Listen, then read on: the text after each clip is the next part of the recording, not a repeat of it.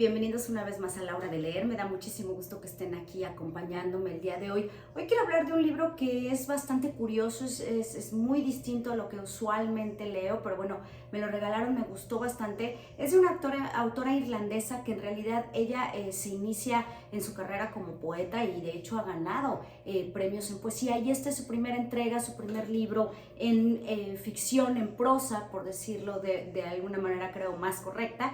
Y bueno, este libro se llama un fantasma en la garganta y la autora es Dorian Nigriofa. Seguramente lo estoy diciendo mal, pero bueno, es un nombre complicado de pronunciar. Y como les decía, es la primera vez que escribe prosa, y es un libro difícil de clasificar porque podríamos decir que es ensayo, que también es ficción, o que en realidad es autoficción, porque bueno, está contando también su vida, y también es un libro de poesía. Al final del libro pues encontramos una versión muy linda del poema que ahora les voy a explicar, y además es una edición trilingüe, ¿no? Originalmente escrito en irlandés, y encontramos nosotros también la traducción al inglés y obviamente al español.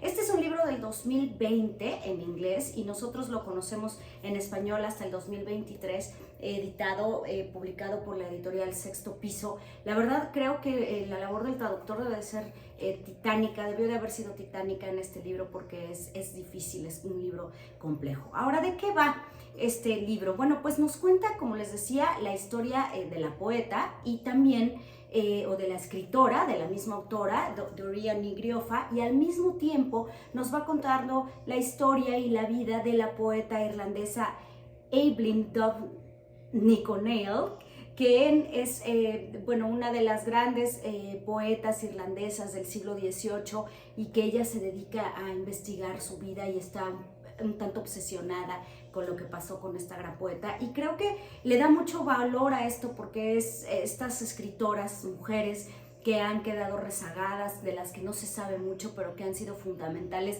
en la historia literaria de todos los países, ¿no? No únicamente Irlanda o Inglaterra, pero en todos los países están estas escritoras de las que no sabemos mucho de su vida, pero que dejaron ahí su obra escrita. Entonces, al mismo tiempo, o simultáneamente, vamos conociendo estas dos historias de vida. Es muy interesante porque la autora nos va a contar de su último embarazo. Ella ya tiene 3 hijos, va a tener el cuarto, de su último embarazo, cómo nace su pequeña niña, cómo llega al hospital, todo esto, y creo que lo hace de una manera pues sí, poética, ¿no? Creo que debe de ser difícil desprenderse de esta forma de contar historias a través de la poesía cuando quieren llegar a la prosa. Dicen siempre, ¿no?, que cuando un poeta escribe prosa, pues lo hace bien, lo maneja de manera correcta. No es tan exitoso a veces el resultado cuando se hace a la inversa, cuando un escritor de prosa va a la escritura de poesía. Pero bueno, ella lo hace de verdad, es de una manera, como les decía, con mucho ritmo, imágenes muy hermosas, y lo curioso es que está hablando de cosas que pasan todos los días, ¿no? En la vida diaria, lavar la ropa, cuidar a los niños, llevarlos a la escuela. Incluso dice en una de las entrevistas que leí que ella escribió este libro mientras llevaba a sus hijos a la escuela, los dejaba ahí, y como tenía que esperar un lapso de entre 3 y 4 horas en lo que los niños salían de la escuela, pues lo que hacía es que se iba a un estacionamiento y ahí a mano iba escribiendo este libro en su mayor parte. Entonces, el fantasma en la garganta pues es esta poeta irlandesa que escribe un lamento hacia la muerte de su esposo Art.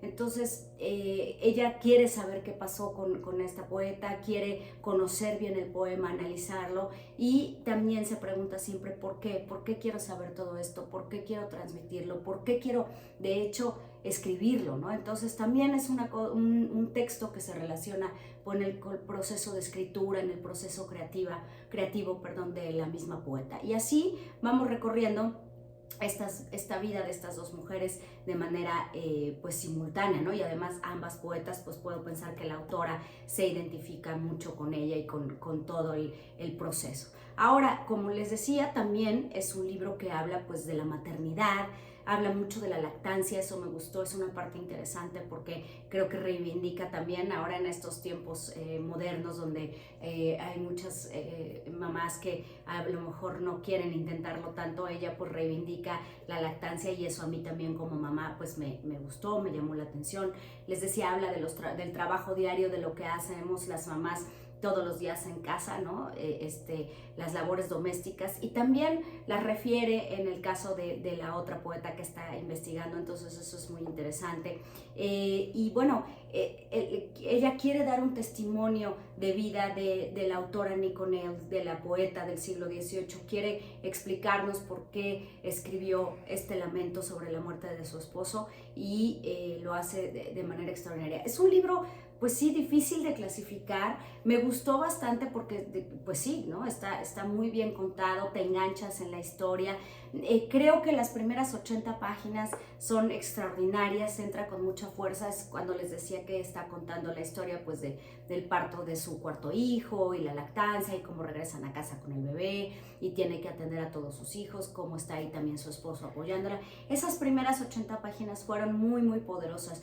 Después creo que se establece un ritmo como mucho más tranquilo, donde ya se enfoca más en la vida de la poeta del siglo XVIII, Nick O'Neill, y entonces ahí le baja un poquito el ritmo, pero después recupera también y pues bueno, no les puedo arruinar el final, pero qué es lo que cuenta.